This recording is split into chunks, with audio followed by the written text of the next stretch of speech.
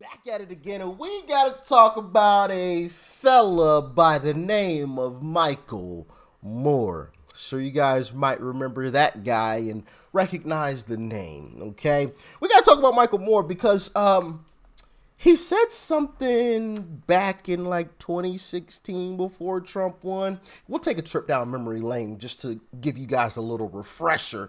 Okay, I've got a video clip that I want to show you guys of what he said back then and what he said recently, because it may make you scratch your head a little bit. Okay, we will get into the old clip of what Michael Moore said back in 2016, and then we'll get into the new clip after that. All right, like, share, comment, and hit that subscribe button if you are new. Now, let's take a little trip down memory lane. Let's dive in. I know a lot of people in Michigan that are planning to vote for Trump, and they don't necessarily like him that much, and they don't necessarily agree with him. They're not racist and rednecks, they're actually pretty decent people. And so I wanted to sort of, after talking to a number of them, I wanted to write this. And Donald Trump came to the Detroit Economic Club and stood there in front of the Ford Motor executives and said, if you close these factories as you're planning to do in Detroit and build them in Mexico, I'm going to put a 35% tariff on those cars when you send them back, and nobody's going to buy them. It was an amazing thing to see. No politician, Republican or Democrat, had ever said anything like that to these executives. And it was music to the ears of people in Michigan and Ohio and Pennsylvania and Wisconsin, the Brexit states. You live here in Ohio, you know what I'm talking about. Whether Trump means it or not is kind of irrelevant, because he's saying the things to people who are hurting. And it's why every beaten down, nameless, forgotten working stiff who used to be part of what was called the middle class loves Trump. He is the human Molotov cocktail that they've been waiting for. The human hand grenade that they can legally throw into the system that stole their lives from them. And on November 8th, Election Day, although they lost their jobs, although they've been foreclosed on by the bank, next came the divorce, and now the wife and kids are gone, the car's been repoed, they haven't had a real vacation in years, they're stuck with the shitty Obamacare bronze plan where you can't even get a fucking Percocet. They've essentially lost everything they had, except one thing. The one thing that doesn't cost them a cent and is guaranteed to them by the American Constitution: the right to vote.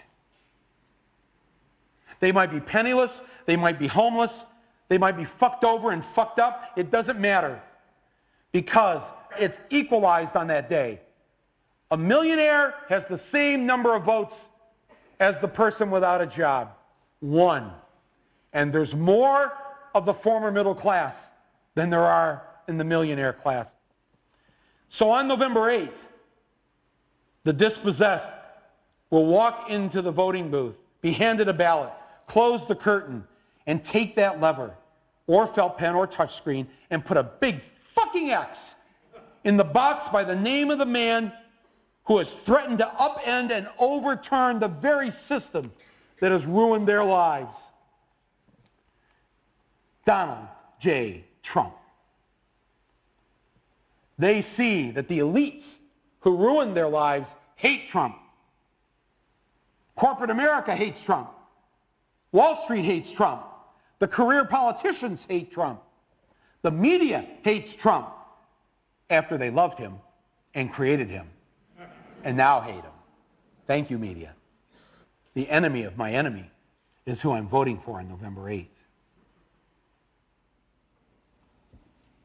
Yes, on November 8th, you, Joe Blow, Steve Blow, Bob Blow, Billy Bob Blow, all the blows get to go and blow up the whole goddamn system because it's your right. Trump's election is going to be the biggest fuck you ever recorded in human history. And it will feel good.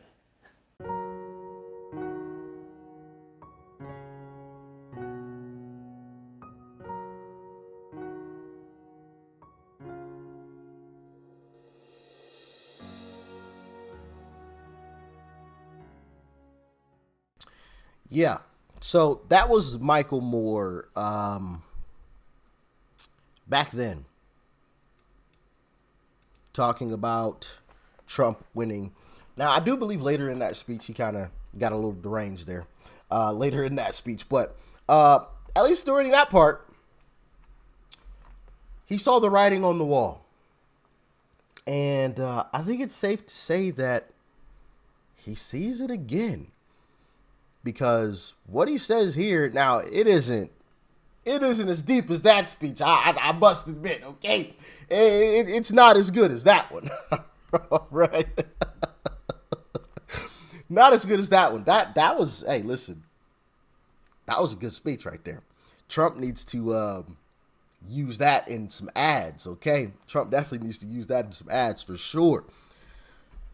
But yeah, listen to what Michael Moore has to say now about the Trump v. Biden rematch that's getting ready to go down later this year. Check it out. Campaign is to basically save Biden from himself because of what he's done to support this massacre, to fund it, to be the bank for Israel in the slaughter of these people. That he is essentially guaranteeing that thousands and thousands of Americans are going to stay home and not vote on election day because they're not going to vote for Trump. But this is how Trump could win, because that 150,000 he won by in 2020, Hillary lost Michigan by just 11,000 votes. Yeah, that's 2 votes on average, 2 votes per precinct in Michigan. That's it. That's how close this could be. What it means actually to me personally is that now I've got to double and quadruple my efforts to make sure Trump loses, because Biden is working against me. Biden.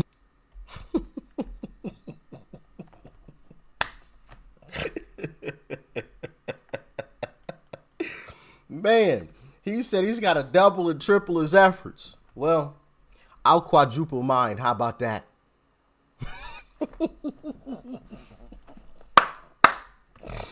You know, I'll one-up you, okay? I'll one-up you. I'll quadruple my efforts to make sure that Trump walks back into that White House, all right? And I got a lot of folks behind me, okay? So, listen, Michael Moore, I don't know how you're going to stand up against that. We got a force here, okay? But, yeah, I think he sees the writing on the wall. There's too many issues that Joe Biden is losing on. And, I mean, when you just look around America, just in general, right, it's obviously worse now than what it was before. They're winning on one issue. One. That's it. And we all know what that issue is. Abortion. That is it. That is all. That is the only issue that they are winning on. And I showed you guys the what do you call it? Crap. The chart, golly, why am I drawing a blank on it? The chart with all of the numbers, who's winning on what issue, what issues, and Trump was winning on every single issue except for two issues. It was abortion and healthcare, which I'm assuming that people just tied those two things together. You know, they saw abortion, yeah, of course, and then healthcare. Well, that ties into abortion. So yeah, you know, that was it. That was literally it. Okay. Which is why you see them trying to bring the abortion issue back onto the main stage, and they're constantly mentioning it now. We recently saw someone that's a part of Biden's campaign. I forgot her exact role. Forgive me. But we recently saw where she ended up calling, right?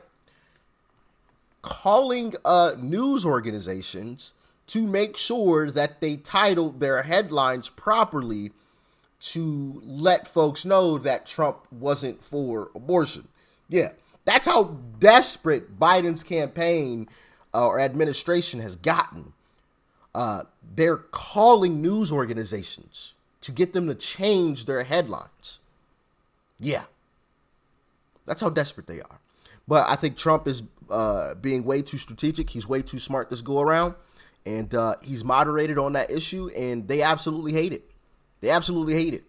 So much so that now they're going back and say, oh, no, he used to say this, though. You know, this is what he truly believes. You know, they're going back. Instead of listening to what Trump is saying right now in the moment, right, they're going back. Oh, see, he used to say this over here, though. It's funny, man. It really is funny. And all seriousness, yes, I am definitely going to quadruple my efforts to ensure that Uncle Trump wins. And hopefully you all do the same. Because we got guys like this who, they ain't giving up. If you thought Democrats were going to lay down and just say, you know what, we lost this one, you got another thing coming. I can see that. And I'm still pretty new to politics. I can see that.